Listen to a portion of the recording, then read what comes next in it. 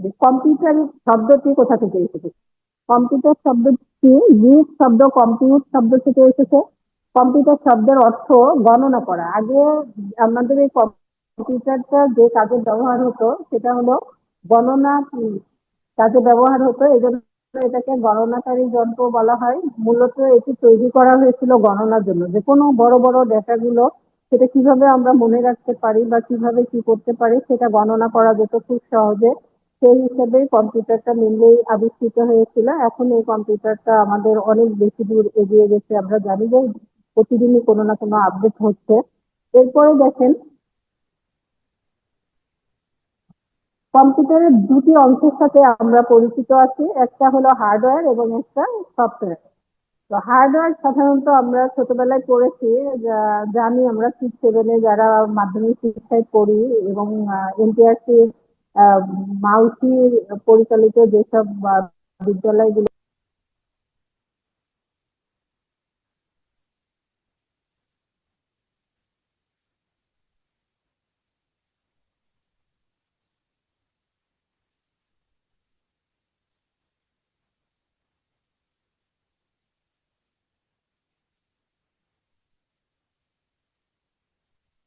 তো আর এমনি যেগুলো বেসরকারি দেখবেন যে আমরা অনেক ক্লাস 2 থেকে এই কম্পিউটারের সাথে কিছুটা পরিচিতি হয়ে থাকে।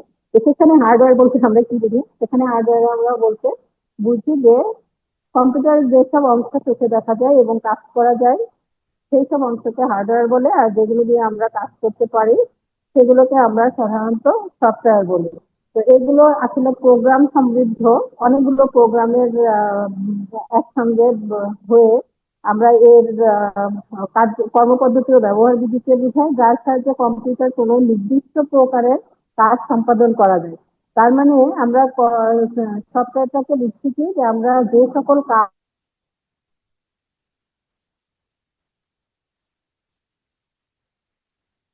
করে থাকি, যেমন মাইক্রোসফট এক্সেল কাজ করে থাকি, কাজ করে থাকি, এগুলো এক একটা প্রোগ্রাম। তো এইখানে যখন আমরা কাজ করি, তো সেই ক্ষেত্রে এই এগুলো সবই মানে সফটওয়্যারের অন্তর্গত। তো সফটওয়্যার সাধারণত আমরা জানি যে সফটওয়্যার প্রধানত 3 প্রকার। 1 নম্বর সফটওয়্যারটা কি? System software.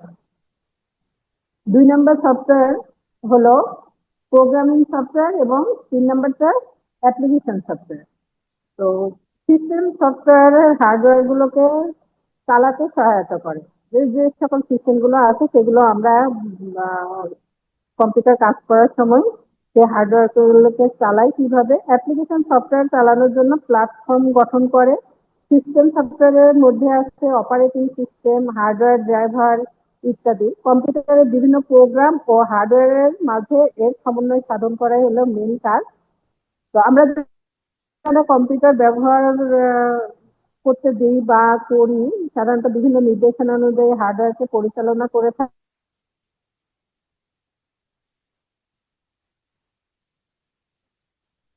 কম্পিউটারকে কি করতে হবে, কিভাবে করতে। বিশেষ ধরনের সিস্টেম সফটওয়্যারের মধ্যে আছে loader, linker, utility, graphic user interface বা GUI, shell, BIOS, hyper resource, boot loader, database ব্যবস্থাপনা, এবং যদি সিস্টেম সফটওয়্যারকে স্থায়ী স্মৃতিতে জমা রাখা হয় একে ফার্মওয়্যারও বলা হয়। তো আমরা এখন একটু দেখেন সফটওয়্যারের প্রকারের ভিতরে আমরা বলেছি 3টা, সেই 3টা এখন দেখেন মিলে কিনা। সিস্টেম সফটওয়্যার,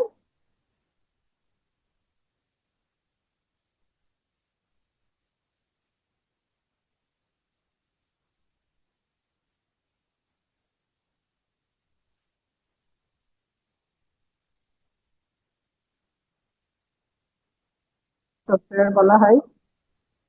প্রোগ্রামিং সফটওয়্যার হলো এক ধরনের কম্পিউটার প্রোগ্রাম বা অ্যাপ্লিকেশন যা সফটওয়্যার উন্নয়নকারীগণ ব্যবহার করে থাকেন। তাহলে প্রোগ্রামিং কারা তৈরি করেন আমরা জানি। কোনো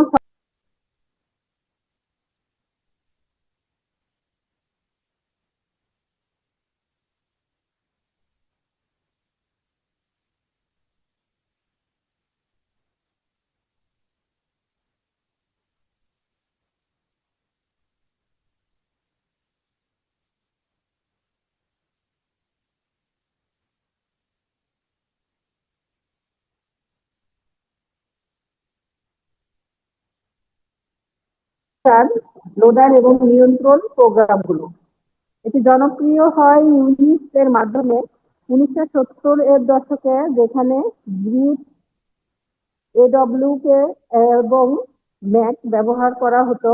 সফটওয়্যার টুল বা প্রোগ্রাম টার্মটি আছে ব্রায়ান কার্নিগান অ্যান্ড সিজে প্লাজার এর বই থেকে। তো আমরা এই সম্পর্কে আরো বিস্তারিত জানবো এর পরবর্তী ক্লাসে। এরপরে আমরা অ্যাপ্লিকেশন সফটওয়্যার সম্পর্কে একটু ধারণা দিই। অ্যাপ্লিকেশন সফটওয়্যার বা কম্পিউটার অ্যাপ্লিকেশন বলতে বিশেষ ধরনের কম্পিউটার প্রোগ্রামকে বোঝায় যা ব্যবহারকারীর দৈনন্দিন কাজ সম্পাদন করতে পারে। তো আমরা সাধারণত অ্যাপ্লিকেশন সফটওয়্যার ব্যবহার করে থাকি। আমরা জানি যে আমরা অ্যাকাউন্টিং সফটওয়্যার ব্যবহার করি, অফিস সফটওয়্যার ব্যবহার করি, গ্রাফিক্স সফটওয়্যার ব্যবহার করি। এগুলো সাধারণত আমরা ছোটখাটো হলেও বিভিন্ন ধরনের কাজ করে থাকি, বা যেগুলো আমাদের কার্যক্ষেত্রে আমরা প্রয়োগ করে থাকি ওগুলোকেই সাধারণত অ্যাপ্লিকেশন সফটওয়্যার বলা হয়। এই গেল হলো আমাদের তিনটার প্রোগ্রামের সংক্ষিপ্ত পরিচয়। এবার হার্ডওয়্যার, কিছু হার্ডওয়্যার আছে যেগুলোর আমরা নাম জানি। তো আপনারা একটু বলেন যে এর কিভাবে। যেমন প্রসেসর আছে, প্রসেসর সিপিইউ যেটাকে আমরা বলি, এটা সেন্ট্রাল প্রসেসিং ইউনিট। এটা হলো কি কম্পিউটারের মা। এরপরে হার্ডওয়্যারের ভিতরে আছে আরো কুলার ফ্যান বা কুলিং ফ্যান। দেখবেন যে সিপিইউর ভিতর বা আমাদের ল্যাপটপের ভিতরে এক ধরনের ফ্যান পরিচালনার শব্দ হয় এবং ফ্যান গুলো দেখা যায়। আমি এখানে দেখাবো। মাদারবোর্ড আছে, আমরা সবাই দেখেছি যে র্যাম আছে, হার্ড ডিস্ক আছে, পাওয়ার সাপ্লাই আছে যেখান দিয়ে আমাদের পাওয়ার সাপ্লাই হয় এবং কম্পিউটারের বিভিন্ন অংশে যুক্ত হয়। ইনপুট ডিভাইস গুলো দেখেন, ইনপুট ডিভাইস সমূহর কাছে ইনপুট ডিভাইস গুলো দেখলেই বুঝবেন যেসব ডিভাইস গুলো কম্পিউটারের সিপিইউর ভিতরে ইনপুট দেওয়া থাকে সেজন্য সেগুলোকে ইনপুট ডিভাইস বলা হয়। এর ভিতরে এক নম্বরে আসছে দেখেন কিবোর্ড। কিবোর্ড কিন্তু আমাদের সিপিইউর ভিতরে থাকে। আমাদের সামনে যদি কিবোর্ড নাও থাকে আমরা মাউসের সাহায্যে কিবোর্ড ওপেন করে চালাতে পারি। এরপরে দেখেন মাউস থাকে, যেটা আমরা কিবোর্ড যখন কিবোর্ড দিয়ে পরিচালনা করি বা টাচ দিয়ে পরিচালনা করি দেখবেন যে আমরা মাউসটা পেয়ে যাই। জয়স্টিক যেটা গেম খেলার জন্য সাধারণত ব্যবহার করা হয়, এটাও ইনপুট করে দেওয়া থাকে। ডিজিটাইজার, এই ডিজিটাইজারও এর ভিতরে দেওয়া থাকে। এটা দিয়ে আমরা অনেক বড় বড় কাজ করে থাকি জানেন। ডিজিটাইজার হচ্ছে এমন একটি ইনপুট ডিভাইস যা দিয়ে drawing, drafting, mapping, animation, graphics ইত্যাদি কাজগুলো খুব সহজে এবং সাবলীলভাবে সম্পাদন করা যায়। ডিজিটাইজারের মাধ্যমে গ্রাফিক্স ইনফরমেশনকে সঠিক ডিজিটাল ইনফরমেশনে রূপান্তর করে কম্পিউটারে দেখা যায়। তো আমরা সাধারণত জানি এগুলো, যে এগুলো কিভাবে পাবলিশিং হয়। তারপরে একটু বলি যে ডেস্কটপে পাবলিশিং এর কাজে এটি বিশেষভাবে উপযোগী। যেমন স্ক্যানারের মাধ্যমে আমরা কোনো ছবি যখন হার্ড ডিস্কে পাঠাই এবং সেখান থেকে যখন আমরা বিভিন্ন প্রোগ্রামে কাজ করি তখন এই ডিজিটাইজার ব্যবহার করা হয়। তার মানে এটাকে ডিজিটালাইজার করে এই জন্য। তো এগুলো আমরা যখন আমাদের প্রেজেন্টেশন তৈরি করি সেখানেও ব্যবহার করা হয়। স্ক্যানার, স্ক্যানার দিয়ে জানেন কি করি আমরা।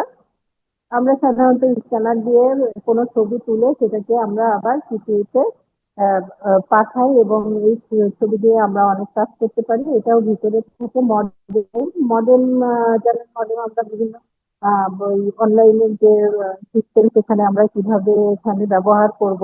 যেমন টেলিফোন লাইন কিভাবে সংযোগ দিব, কেবল বা ওয়্যারলেস দ্বারা ইন্টারনেটের সাথে কিভাবে সংযোগ দিব, এইটার ব্যবহার করার জন্য আমরা মডেল ব্যবহার করে থাকি। তো বর্তমানে সহজ, বহনযোগ্য ও ব্যবহারযোগ্য ইউএসবি মডেল বাজারে পাওয়া যায়। মডেল ইন্টারনাল ও এক্সটার্নাল দুই ধরনেরই হয়। ইউএসবি মডেলগুলো বেশিরভাগই প্লাগ অ্যান্ড প্লে থাকে। তো মডেম আমরা সাধারণত বাইরে দিয়েও ব্যবহার করতে পারি, আবার একটা সিস্টেম আছে ভিতরে এটা সেট করে দিয়ে আমরা ব্যবহার করতে পারি। ল্যাপটপে সাধারণত দেওয়া থাকে, ল্যাপটপে দেখবেন যে পাসওয়ার্ড দিয়েই আমরা অনলাইনে সব কাজ করে করতে পারি। এরপরে যেটা থাকে ওয়েব ক্যামেরা। ওয়েব ক্যামেরা দিয়ে আমরা সরাসরি কম্পিউটার ভিডিও বা ছবি ধারণ করতে পারি।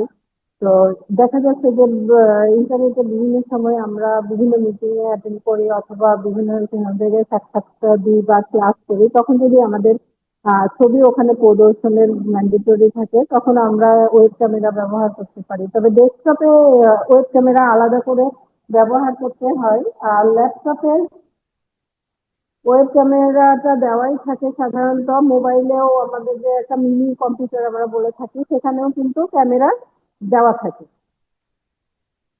তো কম্পিউটারের এই হলো গেল ইনপুট ডিভাইস গুলো। এছাড়াও কিছু ডিভাইস আছে, আমরা এখন আউটপুটের কিছু অংশ দেখছি। দেখেন কম্পিউটারের বিভিন্ন দিকে, এটা হলো কি একটা ক্যাশিং, কম্পিউটারের সিপিইউ এর ক্যাশিং। এটা হলো পাওয়ার সিস্টেম। এরপরে এটা কি আছে দেখেন, এটা হলো স্পিকার, এটা মাউস। এটা মাউস তার সহ হয়, তার ছাড়াও হয়। এটা হলো মডেম। দেখেন এটা দিয়ে আমরা কাজ পরিচালনা করতে পারি। এটা হলো কুলিং ফ্যান। এই যে আমরা যে জিনিসগুলো দেখলাম, সেই জিনিসগুলো আমরা কম্পিউটারে দেখি। কিছুটা সিপিইউর ভিতরে থাকে, কিছু বাইরে থাকে, আরো অনেক জিনিস আছে। এছাড়া আমরা প্রোগ্রামিং এ বা কম্পিউটারে যেসব কাজ করে থাকি, তার ফলাফল আমরা কিভাবে পাবো, যে এই কাজটা হচ্ছে কিনা বা এই কাজটা কখন পরে কোনটা করব, সেটার জন্য আমরা যে মনিটরের একটা ছবি দেখতে পাই, সেটাই আসলে কম্পিউটারের যে কাজের ফলাফল, সেটা আমরা দেখি সাধারণত এই মনিটরের মাধ্যমে।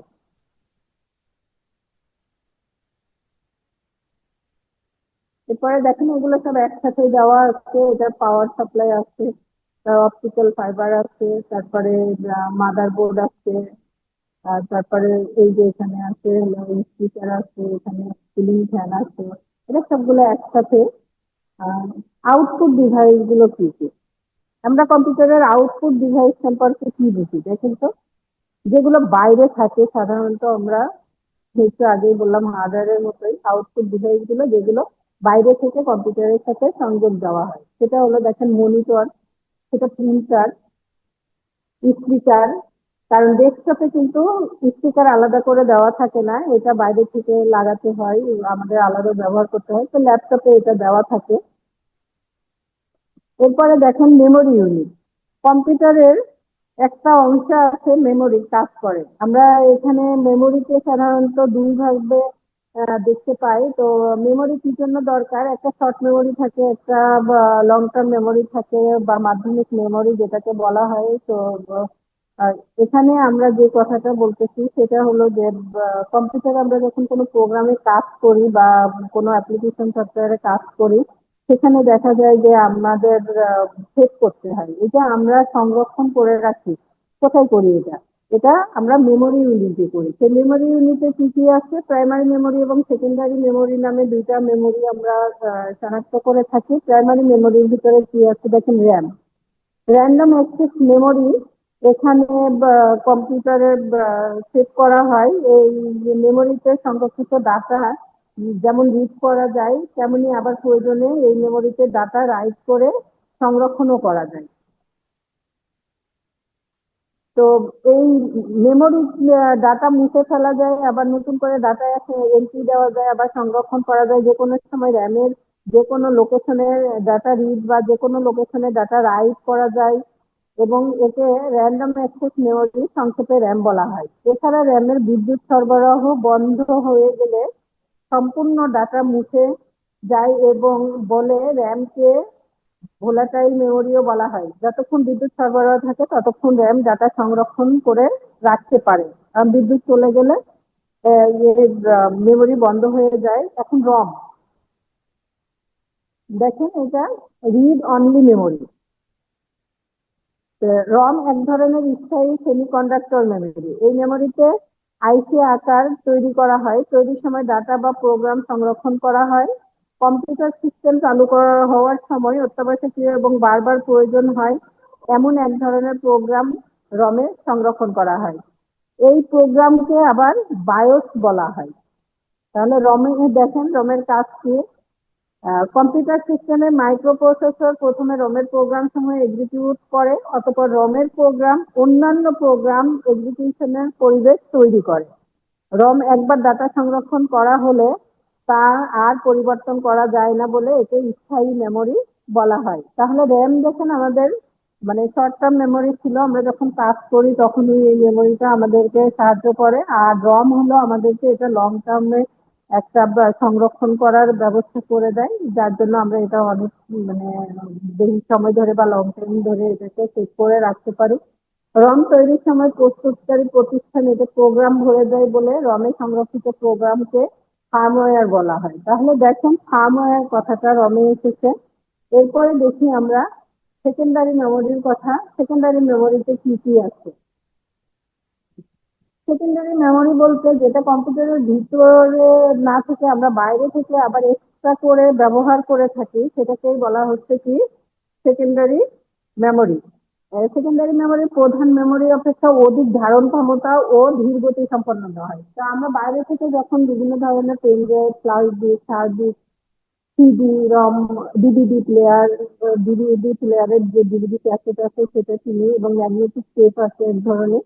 তো এইগুলো দিয়ে আমরা আমাদের কি করতে পারি, বিভিন্ন ধরনের মেমোরি সংরক্ষণ করতে পারি, বিভিন্ন ধরনের প্রোগ্রাম সংরক্ষণ করতে পারি, এবং অনেক অনেক করে করা যায়। এটার যার যত ওয়েট আছে সেই অনুযায়ী নেওয়া যায়। সিপিইউ প্রকার করার জন্য তথ্যকে সেকেন্ডারি মেমোরি হতে র্যামে স্থানান্তর করা। এছাড়া প্রয়োজনীয় প্রোগ্রাম ও ডাটা সেকেন্ডারি মেমোরি হতে সিপিইউ র্যামে স্থাপন করে। সেকেন্ডারি মেমোরি শুধু তথ্য ও প্রোগ্রাম সংরক্ষণ করে রাখে। কোনো প্রোগ্রামে কাজ করতে হলে তা র্যামে স্থানান্তর করতে হয়। তার মানে দেখেন যে আমরা এই যে পেন ড্রাইভে বা হার্ড ডিস্কে বা ওই যে ডিভিডিতে যে জিনিসগুলো রেকর্ড করে রাখি বা যেগুলো আমরা সেভ করে রাখি, সেগুলো আমরা যখন আবার আরেকটা ডিভাইসে দিয়ে কাজ করতে যাই তখন এটা সরাসরি ওখানে করা যায় না, ওটা আবার রমে নিতে হয়। রমে নিয়ে আবার আমরা এই কাজটা করতে পারি, সরি র্যামে। তো দেখা যাচ্ছে যে আমরা যখন র্যামে নিয়ে এই কাজটা করি, তো এটার অনেক বেশি ধারণ ক্ষমতা থাকলেও এটা কিন্তু মেনলি কাজ করা যায় আপনার র্যামের মাধ্যমে। ম্যাগনেটিক ও অপটিক্যাল ডিস্ক সেকেন্ডারি মেমোরি হিসেবে ব্যবহৃত হয়। Secondary memory input output device সমূহের মতোই কম্পিউটারে সংযুক্ত করা হয়। তো আমরা এই যে এখানে যে জিনিসগুলো দেখলাম বা আপনারা জানেন, আপনাদের কাছে আরো অনেক বেশি হয়তো তথ্য আছে। তো এই ব্যাপারে আমরা মোটামুটি একটা সংক্ষিপ্ত বর্ণনা দিলাম। এখন দেখেন একটি ডেস্কটপের কম্পিউটারের প্রধান অংশগুলোর মধ্যে motherboard, CPU, RAM, hard drive, SSD, power supply এবং ক্যাশিং অন্তর্ভুক্ত থাকে। এগুলি ছাড়াও মনিটর, কিবোর্ড, মাউস, বাহ্যিক ডিভাইস যা কাজের জন্য অপরিহার্য। এই হার্ডওয়্যার গুলোকে একে অপরের সাথে যুক্ত হয়ে কাজ করতে হয়। ডেস্কটপে কম্পিউটারের বিভিন্ন অংশের নাম ও তাদের কাজ আমরা একটু দেখে নিই। দেখেন যে মাদারবোর্ড, মাদারবোর্ডের কাজ কি? এটি কম্পিউটারের প্রধান সার্কিট বোর্ড, যার উপর অন্যান্য হার্ডওয়্যার গুলো বসানো থাকে। তো আমরা মাদারবোর্ড অনেকেই দেখেছি যাদের পিসি আছে, তারা যখন বিল্ড করি বা কোনো সমস্যা হলে যখন আমরা পিসির ঢাকনাটা খুলি তখন দেখতে পাই। তাছাড়া দেখবেন যে প্রধান যে অংশটা কম্পিউটারে নষ্ট হলে মানে কম্পিউটারটাই অকেজ হয়ে যায়, সেই ক্ষেত্রে কিন্তু এই মাদারবোর্ডকে বলা হয়। এরপরে দেখেন প্রসেসর, এটা কম্পিউটারের মাথা বলা হয়, যা সব সময় সবকিছু নিয়ন্ত্রণ করে। র্যাম, এটি অস্থায়ী মেমোরি যা দ্রুত ডেটা প্রসেসিং এ সাহায্য করে। হার্ড ড্রাইভ, এখানে সব তথ্য বা ফাইল স্থায়ীভাবে জমা থাকে। পাওয়ার সাপ্লাই, এটি কম্পিউটারকে বিদ্যুৎ সরবরাহ করে। মনিটর, এটি আউটপুট ডিভাইস যা ফলাফল প্রদর্শন করে। একটু আগে বললাম যে আমরা কম্পিউটারে যে কাজগুলো করি সেটার ফলাফল যখন মনিটরে প্রদর্শিত হয় আমরা বুঝতে পারি যে আমাদের কাজটা কতদূর এগিয়েছে। কিবোর্ড ও মাউস, এইগুলো ইনপুট ডিভাইস যার মাধ্যমে কম্পিউটারকে নির্দেশনা দেওয়া যায়। আমি কি কাজ করতে চাচ্ছি আমরা কিন্তু নির্দেশনা দিই কিসের মাধ্যমে? হয় কিবোর্ডের মাধ্যমে, না হলে মাউসের মাধ্যমে। তো আজকে এই পর্যন্ত। মোটামুটি আমাদের যে জিনিসগুলো না জানলে জানান, আমরা সেই বিষয়গুলো সম্পর্কে খুব সংক্ষিপ্ত একটা বর্ণনা দিলাম। পরবর্তী ক্লাসে আমরা কম্পিউটারের সাধারণ ডিভাইসের সংযোগ, কিবোর্ড, আইকন, ফাইল ও ফোল্ডার পরিস্থিতি নিয়ে আলোচনা করব।